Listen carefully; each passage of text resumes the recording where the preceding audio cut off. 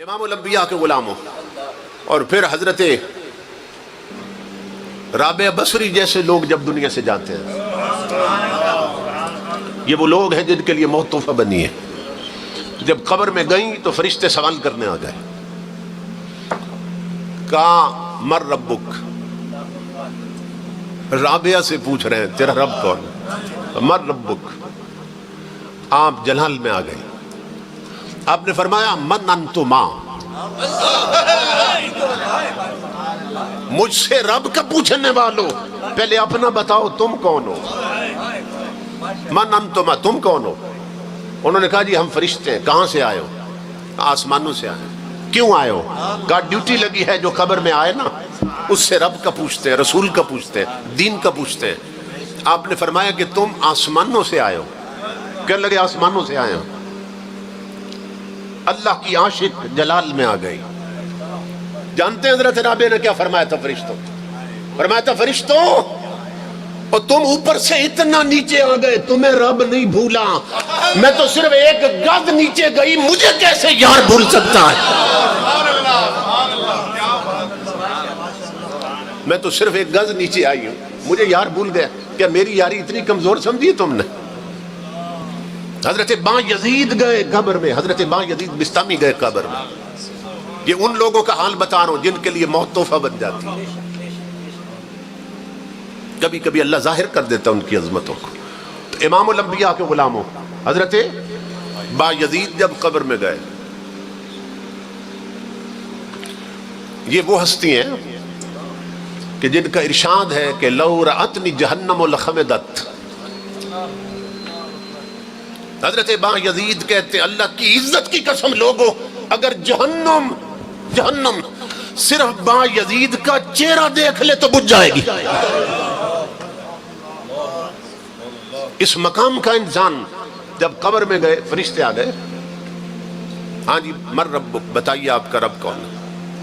تو آپ نے پھر وہی سوال کر دیا من انتما، پہلے یہ بتاؤ تم کون؟ انہوں نے تعارف کرایا ہم فرشتے ہیں، ڈیوٹی ہے. آپ نے فرمایا تمہیں یہ نہیں معلوم جب کسی کے پاس جائیں تو پہلے حضور کی سنت کیا ہے؟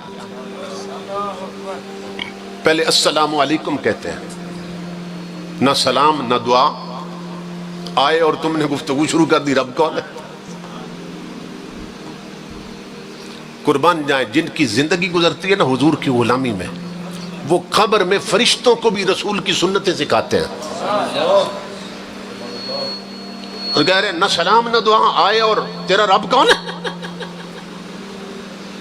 پہلے میرے حبیب کی سنت پوری کرو. وہ قبر سے نکلے اور کہا السلام علیکم. فرمایا وعلیکم. اب آ جاؤ. آ گئے. ہاں اب بتاؤ کیا ہے؟ انہوں نے کہا تیرا رب کون؟ مر ربک. آپ نے فرمایا مجھے یہ بتاؤ، یہ جو تم نے مجھے السلام علیکم کہا تو مومن سمجھ کے کہا یا کافر سمجھ کے؟ کیونکہ کافر کو سلام نہیں دے سکتے. ہمارے حکمران تو کافروں کو جب پہ مارتے ہیں تو کافروں کو سلام نہیں دے سکتے، السلام علیکم نہیں کہہ سکتے. تو مجھے سلام کیا سمجھ کے کہا تم نے؟ مومن سمجھا یا کافر؟ انہوں نے کہا جی مومن سمجھا. فرمایا پھر مومن سے پوچھتے ہو تیرا رب کون ہے؟ جو اسے مان کر ہی تو مومن بنا ہے. مومن سے پوچھتے ہو رب کون ہے؟ اچھا فرشتوں یہ بتاؤ، اگر میں کہہ دوں میرا رب اللہ ہے اور تم پلٹ کے جاؤ اور اللہ کہہ دے با یزید میرا بندہ نہیں ہے، تو میری مانو گے یا اس کی مانو گے؟ فرشتے کہنے لگے اس کی مانیں گے. پھر تو اس کی مانیں گے. آپ جلال میں آ گئے. فرمایا سنو، جب اس کی ہی ماننی تھی تو پھر اتنا لمبا سفر کرنے کی ضرورت کیا تھی؟ وہیں اسی سے پوچھ لینا تھا با یزید تیرا بندہ ہے کہ نہیں ہے. ایک فرشتہ دوسرے سے کہنے لگا یار یہ کون آیا بابا؟ ہم اس پہ سوال کرتے ہیں، یہ ہم پہ کر دیتا، یہ کون ہے؟ اس وقت میرے رب کی آواز ثم ینادی مناد من السماء. اس وقت میرے رب کی آواز فرشتوں آپس میں نہ پوچھو یہ کون ہے، مجھ سے پوچھو یہ کون آیا ہے. مجھ سے پوچھو یہ کون آیا.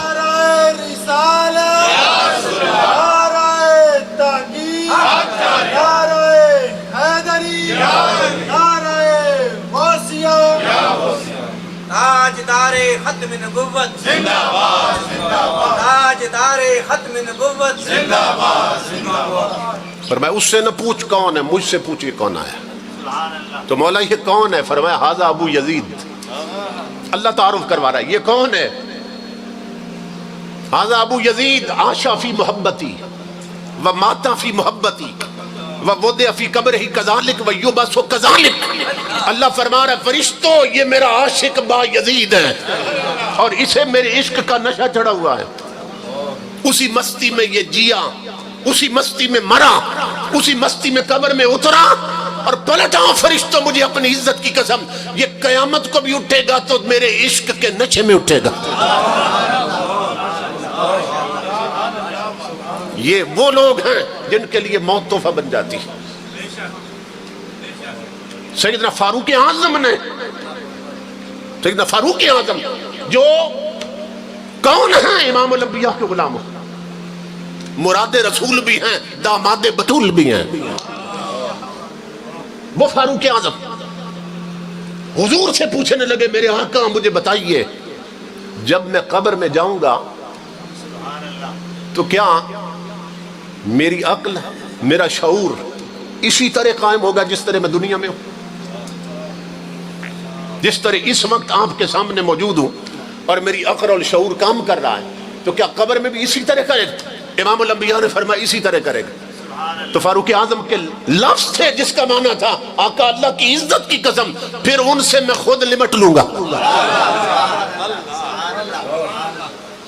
پھر میں خود نمٹ لوں گا ان سے۔